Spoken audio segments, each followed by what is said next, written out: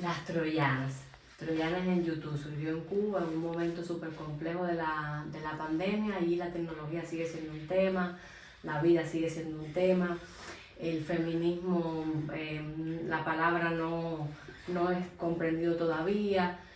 Y en fin, y la violencia está muy presente. Entonces, te comentaba que me impresionó mucho esa vocación tan fuerte por lo que estás haciendo, por la causa, defendiéndola en espacios que están alejados del show, de la fama, ante públicos difíciles, en escuelas. Ese es el verdadero teatro social y comunitario. Estaba viendo tu currículum y tus premios y todos son por lo general premios vinculados con ese trabajo, pero ese trabajo es como el trabajo de los críticos, como el trabajo de tantos sectores, que es un trabajo prácticamente invisible, ¿sabes? Y aunque hacen mucho, porque al final el resultado y la conciencia está ahí, es como difícil de medir. Es como todos estos temas asociados al mundo de las mujeres, a lo femenino, hasta qué punto hemos ganado, qué seguimos perdiendo, que es invisible. Entonces quería que me contaras tu proceso de investigación personal desde el teatro en estos espectáculos. ¿Cómo fuiste del teatro a la vida y de la vida al teatro en espectáculos que son muy distintos? Porque no he visto Arrancamiento, hablas ahí de la violencia vicaria, pero sé que también partes de investigaciones reales, de estadísticas, de estudios profundos en la realidad, y luego te vas como a estos espacios. Sé que estuviste en El Salvador muchísimos años, que ahí descubriste el teatro,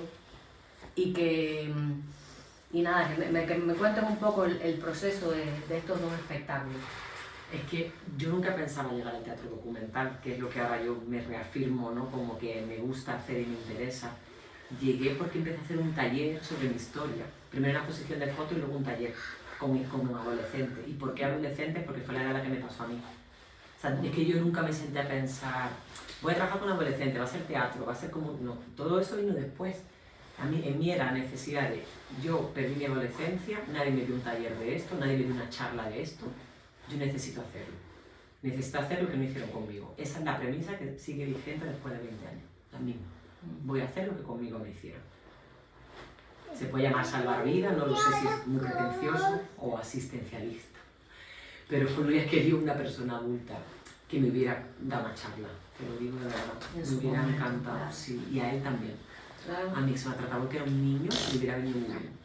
Haber escuchado a alguien decir, tío, lo que estás haciendo está mal, le hubiera venido muy bien. Entonces, lo demás ha venido después. Entonces, como yo llevaba contando mi historia desde mí tantos años, al llegar a El Salvador, ya viviendo allá, y en la realidad de allá, y viviendo, no cooperando, ni de paso, viviendo. Parí a mis hijos, a mi hija, empecé a criar allí, mi hijo lo parí allí. O sea, vivir, ¿no? Que es como cuando vas a Cuba, sal de turismo, que vivir, ¿no? Siendo blanca. Ahí descubrí el teatro, porque yo estaba en un punto de inflexión de dejarlo. Yo estaba harta de contar mi historia. Era como, no puedo más. O sea, estoy metiendo el dedo en la herida todo el rato y ya no puedo más. Entonces el teatro fue el que me dio el clic. El decir, ahora voy a contar mi historia a través del teatro. Es lo que puedo hacer. Porque ya no puedo contar la madre de mí. Porque de mí me estaba haciendo daño. Entonces, cuando descubrí el teatro salvadoreño, que como en Cuba, con pocos medios, precario, trabajando al lado de gallinas, de perros, pero ahí estás con la obra, ¿no? Dije, hostia, esto es lo que decía Federico García Lorca, este es el teatro de verdad. Es que con una silla, quien cuenta la historia es el actor o la actriz en la silla, que la puedo convertir, una silla la puedo convertir en 1000 cosas, la silla. No necesito más. ¿No? Arrancamiento tiene un poco más de escenografía, pero poquita. Que viste que no es solo un banco. Un arrancamiento es un mueble y ropa. Y papeles, por el tema de que hablamos de los papeles que implican denunciar el maltrato a los menores y a las propias víctimas mujeres. Entonces, claro, cuando yo vi esa locura, dije que en el teatro, en El Salvador hice también obras de teatro basadas en hechos reales de allí. Y ver cómo el teatro cambia historia, cambia la sociedad, por eso me interesa nuestro teatro documental. A mí todas las series que ponga basadas en hechos reales, ahí la veo. Me encanta, ¿no? Como que el arte sirve también para eso. Que yo respeto el show, o sea, respeto lo que es la parte de negocio, marketing, entretenimiento, muy bien, yo no voy a hacer eso. Aquí tenemos que estar otras personas haciendo otras cosas con el arte, diferente. Claro. Hay algo que me gustó mucho cuando vino Solo Duelen los Golpes y que no lo había visto en el video de YouTube, que fue la primera vez que me pude acercar al espectáculo, que nada tiene que ver cuando uno va a escena, por supuesto. es la cantidad de veces que lo usas como un recurso que repites.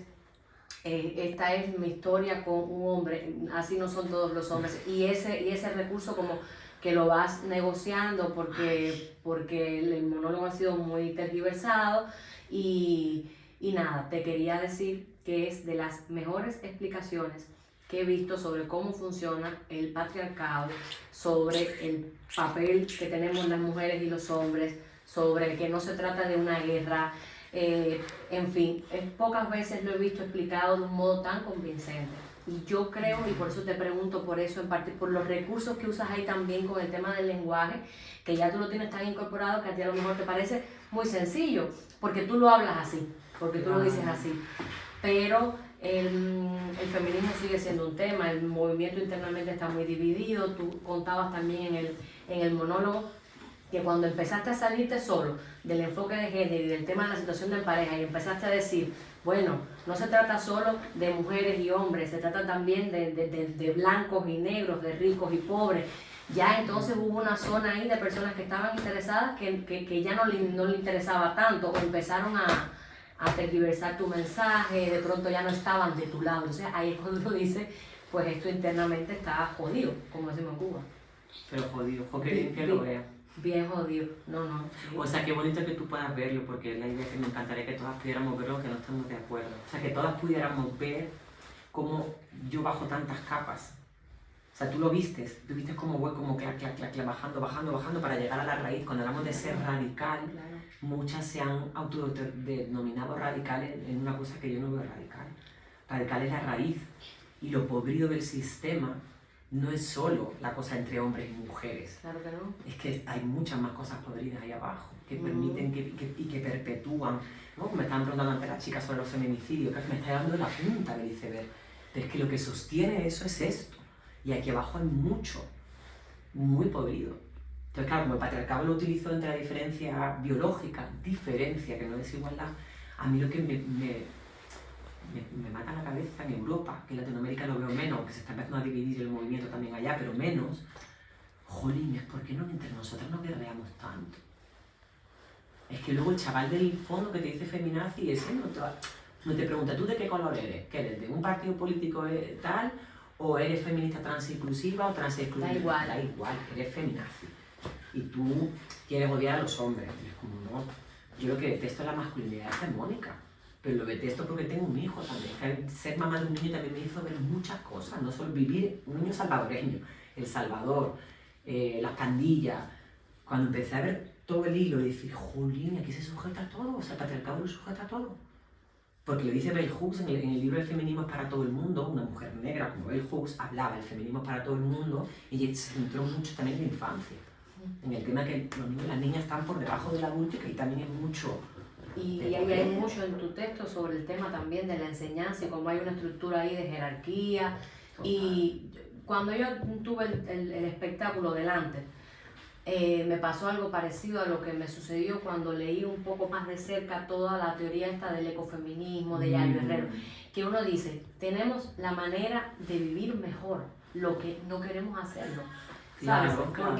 Porque es más fácil seguir reproduciendo todo como ya está que empezar a cambiar. O sea, la gente, ¿sabes? Como está la estructura, que lo explicas muy bien y no lo voy a decir yo mal, pues, pero sí sabemos cómo hacerlo. Porque hay esto, y yo creo que con este texto, y sé que arrancamiento va a ser difícil de ver, porque las entrevistas que he escuchado en las que hablas del texto, me parece que es un espectáculo difícil de ver. Pero a ti te va a gustar mucho. No, a mí me va a encantar. A ti te va a encantar porque vas a ver más allá. A mí me va a encantar, pero lo que hay ahí es muy, muy hondo. Y quiero preguntarte, ¿cómo te afecta? Porque yo sentí durante el monólogo que, nada, que como esto es también, lo personal es político, ya lo sabemos, pero estás tan involucrada con el tema que te afecta mucho, porque además tú haces causa social de verdad. Porque tú vas a los lugares a hacer teatro y a hacer conciencia, te importa que la gente, y crees todavía que la gente puede cambiar la mentalidad. Entonces... o sea, arrancamiento no me afecta, o sea, me afecta porque siempre toca teclas mía y como madre ni te digo, o sea, es como decir joder, ¿no? Porque estoy hablando de...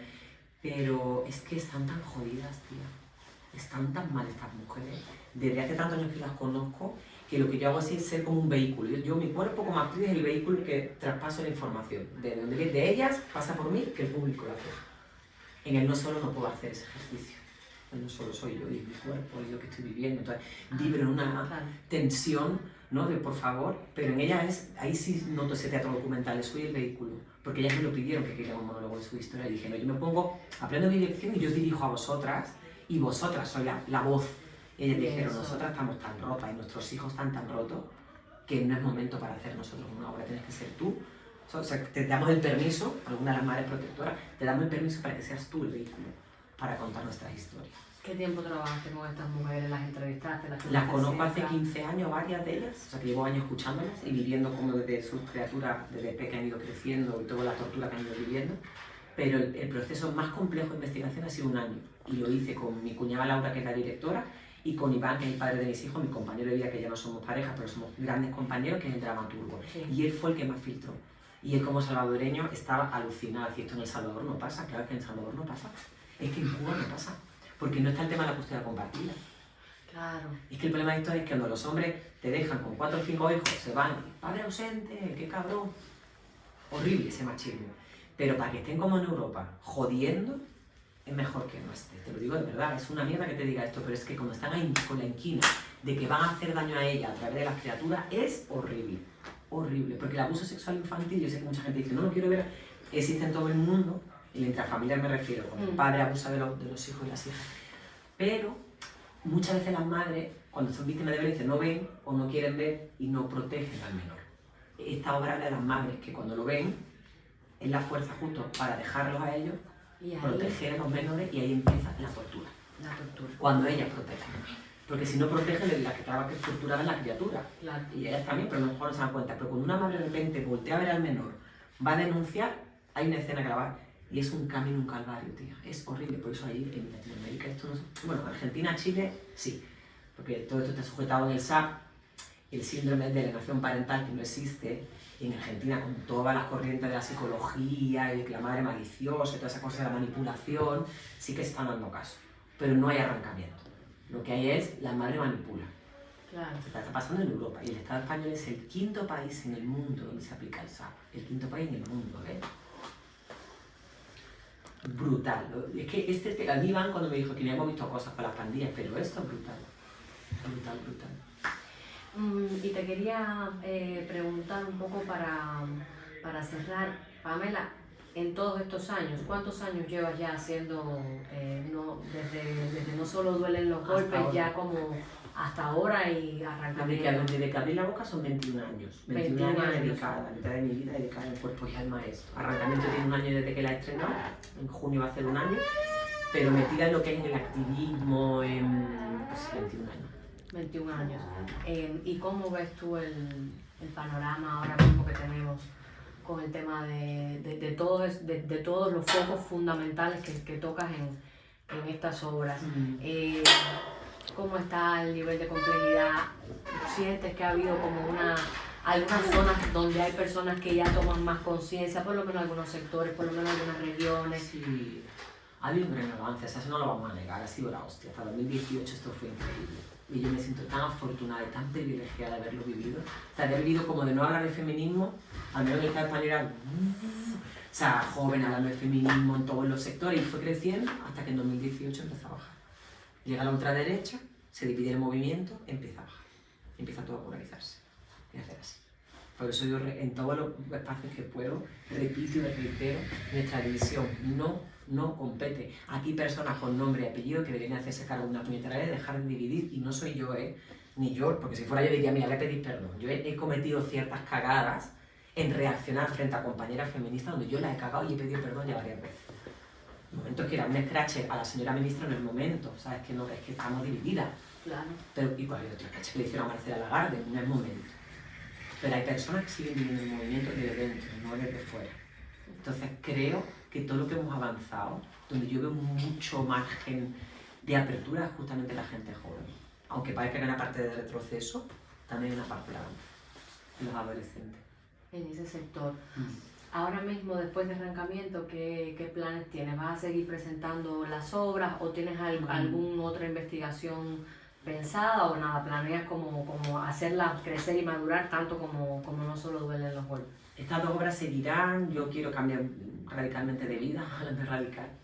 Quiero exponerme menos, seguir trabajando con adolescentes desde la arteterapia, ¿no? Que sean las y los jóvenes que cuenten su historia a través del teatro, acompañarles desde la terapia y el arte, por eso me voy a formar como arteterapeuta. Sí. Me voy a Salvador a hacer una nueva obra que espero se estrene el año que viene, que va a tener que ver mucho con la memoria. Yo no soy salvadoreña, pero me siento muy salvadoreña, mi compañía es de El Salvador.